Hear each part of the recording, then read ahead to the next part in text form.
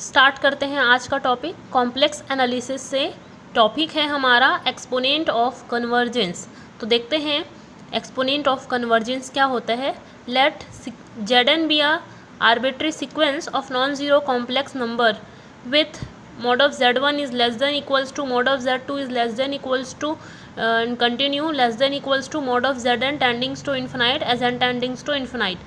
Then the exponent of convergence of the sequence Zn is defined by sigma equals to infimum of alpha is greater than 0 such that summation n equals to 1 to infinite 1 upon mod of Zn to power alpha is less than infinite.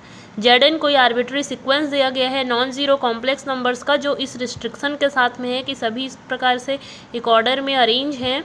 तब हम इस sequence का exponent of convergence को किससे define करेंगे, sigma से, where sigma equals to infimum of alpha greater than 0 such that summation n equals to 1 to infinite 1 upon mod of Zn to power alpha is less than infinite.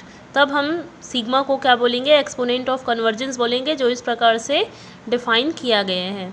अब यहाँ पे एक note करके दिया हुआ है, यदि अगर सिग्मा की वैल्यू इन्फिनाइट है, सिग्मा इक्वल्स टू इन्फिनाइट, ये कब होगा, if and only if summation n equals to 1 to infinite mod of Zn to power minus alpha equals to infinite होगा।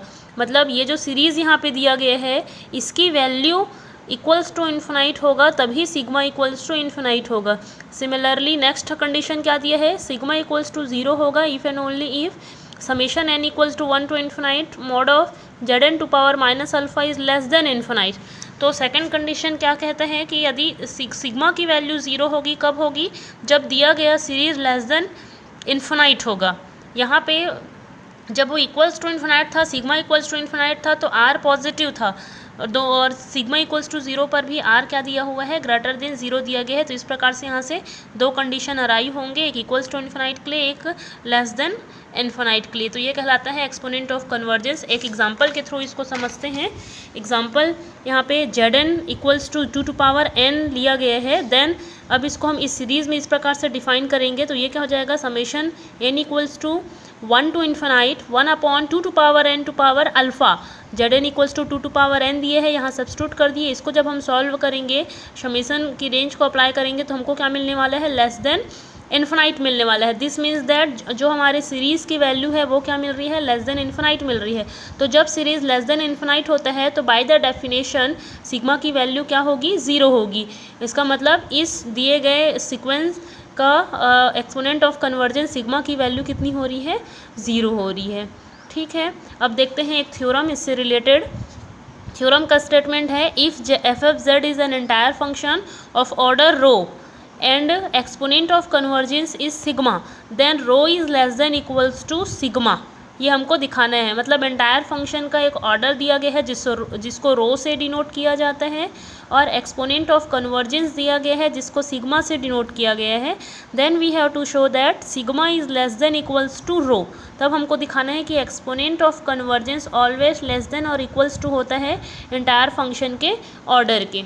तो चलो दिखाते हैं हम। सबसे पहले suppose rho equals to infinite, अगर एंटायर फंक्शन का ऑर्डर रो जो है वो इक्वल्स टू इन्फिनाइट होगा तो प्रूफ जो है वो ट्राइवली ट्रू हो जाएगा। तो एज्यूम करते हैं, अब let us assume rho is finite. अब हम रो को फाइनाइट एज्यूम करते हैं and there are infinitely many zeros of f of z such that there modules forms a non descending sequence. इस प्रकार से उसको ले रहे हैं कि उसके जो मॉड्यूल्स हैं वो या जो नॉन ज़ीरो ज़ीरोस हैं वो इस प्रकार के डिसेंडिंग सीक्वेंस में अरेंज किया गया है। That is mod of Z1 is less than equals to mod of Z2 is less than equals to and continue mod of Zn is less than equals to mod of Zn plus 1 and so on. Also Zn mod of Zn tendings to infinite as n tendings to infinite. तो इस प्रकार से हम इसको एक non descending sequence में non zero zeros को यहाँ पे हम लेके चलते हैं। Now by the definition of NR, अब डेफिनेशन लेते हैं। We have n of mod of Zn is greater than equals to n, जहाँ पे n जो है नेचुरल नंबर से लिया गया है, और ये जो लिखा गया है n Zn ये क्या है, नंबर ऑफ ज़ीरोस है within n on the circle.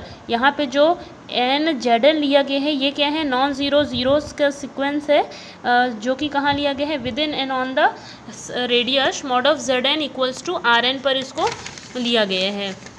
और n mod of Zn is greater than क्या हो जाएगा, n हो जाएगा। जब ये कब होगा, जब मॉड ऑफ Zn इक्वल होगा मॉड ऑफ Zn प्लस 1 की। ठीक है यहाँ तक। अब आगे देखते हैं, but since we have assume mod of Zn tendings to infinite as n tendings to infinite, हमारा ये एज्यूमसन था कि मॉड ऑफ Zn जो है वो इन्फिनाइट की ओर कन्वर्ज कर रहे हैं जैसे जैसे n इन्फिनाइट की ओर जा रहे हैं। So for sufficiently large n we can have, तो इसलिए एक n को इतना लार्ज लेते हैं तो इसके लिए हमारे पास क्या हो जाएगा, n mod of Zn is less than equals to mod of Zn to power rho plus epsilon. ये इस प्रकार से इसको एक इक्वेशन दे दिए हैं। अब एक अल्फ़ा ले रहे हैं, किस प्रकार से ले रहे हैं कि अल्फ़ा ग्रेटर देन रो होगा। रो यहाँ पे एक ऑर्डर है फंक्शन का, इंटायर फंक्शन का, और अल्फ़ा जो है इसको इस प्रकार से चूज़ कर रहे हैं कि अल्फ़ा इज़ ग्रेटर देन रो हो जाएगा। एंड एप्सिलॉन को भी एक आर्बिट्री एप्सिलॉन ले रहे हैं, पॉजिटिव एप्सिलॉन, तो एप्सिलॉन की वैल्यू को क्या फिक्स कर रहे हैं, epsilon is less then alpha minus rho. इस प्रकार से इसको सॉल्व कर लिए और यहाँ से alpha upon rho plus epsilon की वैल्यू निकाल लिए जो कि आया है ग्रेटर देन 1।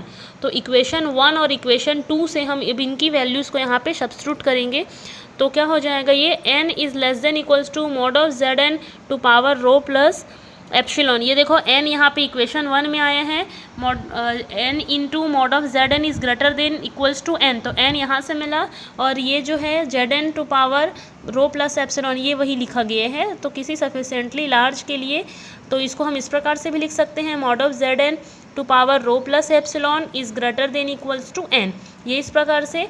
अब यहाँ से हम rho upon rho plus epsilon की वैल्यू यहाँ पे रखेंगे। ये देखो, अच्छा दोनों ओर यहाँ पे 1 को इंटू किया गया है, इस इक्वेशन में दोनों ओर 1 को इंटू करके फिर 1 की वैल्यू को यहाँ पे इस प्रकार से सब्स्टिट्यूट किया गया है, alpha upon rho plus epsilon, ये इस प्रकार से यहाँ पे रखा गया है।